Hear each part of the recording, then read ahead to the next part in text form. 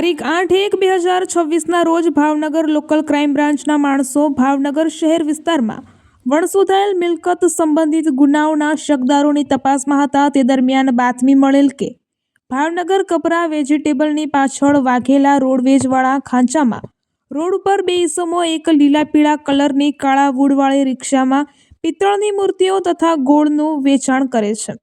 જે ગોળ તથા પિત્તળની મૂર્તિઓ તેઓએ ક્યાંકથી ચોરીથી અથવા છળકપટીથી મેળવેલ હોવાની શંકા છે। જે બાતમી આધારે તપાસ કરતા નીચે મુજબના માણસો નીચે મુજબના મુદ્દામાલ સાથે હાજર મળી આવેલ। જે મુદ્દામાલ તેણે લઈ તારીખ 1/1/2026ના રોજ મોડી રાત્રિના પોતાની રિક્ષા લઈને ભાવનગર પીરછલ્લા રોડ પર આવેલ સોલંકી બ્રાસ નામની દુકાનના તાળા તોડી દુકાનમાંથી પિત્તળની મૂર્તિઓ તથા પિત્તળની કડીઓવાળી સાંકળની ચોરી કરેલ। ત્યાર પછી તારીખ 2/1/2026ના રોજ મોડી રાત્રિના રિક્ષા લઈને રાજકોટ દાણાપીઠમાં આવેલ નિમેશ કરિયાણાની દુકાનના તાળા તોડી દુકાનમાંથી તેલના ડબ્બાની ચોરી કરી રાજકોટમાં વેચી દીધેલ।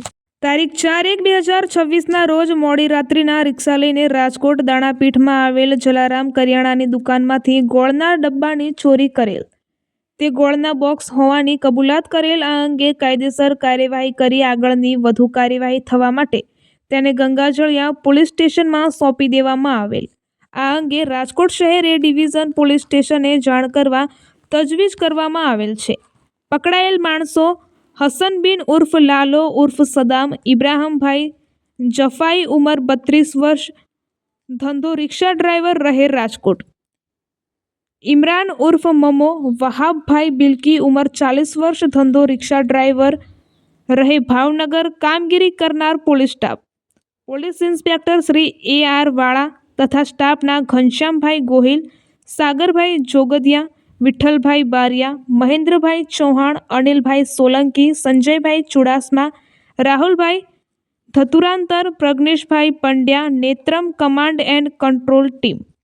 રિપોર્ટર કૌશિક વાજા।